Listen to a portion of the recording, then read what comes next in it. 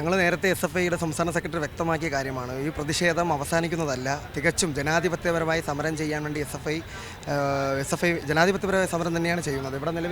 ഇവിടെ ഇന്ന് ഔദ്യോഗികമായിട്ടുള്ള പരിപാടിക്കല്ല അദ്ദേഹം വരുന്നത്. അതുകൊണ്ട് വലിയ രീതിയിലുള്ള പത്രത്തിലുള്ള മോശമായ പ്രതിഷേധങ്ങളൊന്നും SFIയുടെ ഭാഗത്തുനിന്ന് ഉണ്ടാവില്ല. ഇവിടെ തികച്ചും ജനാധിപത്യപരമായി അവരുടെ ബാനർ സ്ഥാപിക്കുകയും വിദ്യാർത്ഥി ചങ്ങല തീർത്തുമാണ് നിൽക്കുന്നത്.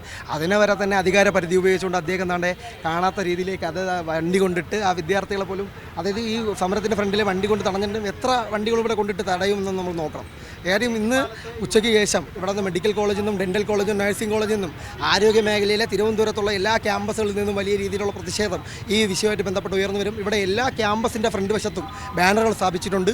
ഇത് തികച്ചും സമാധാനപരമായി ജനാധിപത്യപരമായ SFI ഇവിടെ സമരം ചെയ്യുന്നത്. അതിനെപ്പോലും വലിയ രീതിയിലേക്ക് തെറ്റായ രീതിയിലേക്ക് ചില മാധ്യമ വാർത്തകൾ കൊടുക്കുന്നതും കൂടെ ഇതിൻ്റെ ഭാഗമായിട്ട് കണ്ടിട്ടുണ്ട്. ഏറ്റവും പുതിയ വാർത്തകളും വിശേഷങ്ങളും വിരൽ തുമ്പിലറിയാൻ സീ മലയാളം ന്യൂസ് എല്ലാ ഡിജിറ്റൽ പ്ലാറ്റ്ഫോമുകളിലും ലഭ്യം.